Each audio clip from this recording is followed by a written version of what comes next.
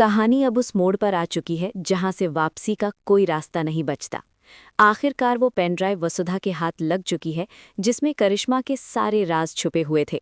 ये वही सबूत है जो अब तक पर्दे के पीछे रखा गया था, लेकिन अब सच सामने आने ही वाला है। दूसरी ओर देव भी पूरी तरह से सतर्क है और उसने करिश्मा को काबू में कर लिया है ताकि वो किसी तरह से भाग न सके या हालात को अपने हक में मोड़ न पाए। इसी बीच अविनाश ऐसा खुलासा करता है जिसकी किसी को उम्मीद नहीं थी।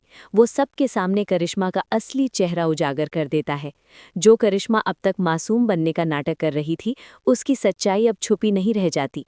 अविनाश के शब्दों से हर कोई सन्न रह जाता है, खासकर वसुधा और देव, जिन्हें अब समझ में आ जाता है कि किस तरह करिश्मा ने सबको धोखे में रखा हुआ था।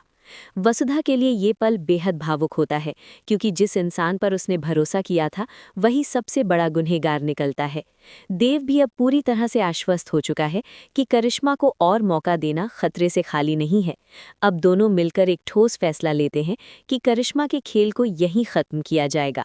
इधर अविनाश और मीलू मिलकर पूरी रणनीति तैयार करते हैं। करिश्मा ने अब तक जैसे सबकी फील्डिंग सेट की थी, अब वही चालें उसी पर भारी पड़ने वाली हैं। हर कदम सोच समझ कर रखा जा रहा है ताकि करिश्मा किसी भी हालत में बच न पाए। उसके झूठ, उसकी चालाकी और उसकी साजिशें एक एक करके सामने लाई जा रही हैं। करिश्मा अब खुद को घिरा हुआ महसूस करने लगती है। उसके चेहरे पर डर साफ नजर आने लगता है, क्योंकि उसे एहसास हो चुका है कि अब उसके पास झूठ बोलने या किसी को बहकाने का मौका नहीं बचा। जिस आत्मविश्वास के साथ वो अब तक सबको कंट्रोल कर रही थी, वही आत्मविश्वास अब टूटता हुआ दिखने लगता है। आने वाले वक्त में हालात और भी ज्यादा तनावपूर्ण होने वाले हैं।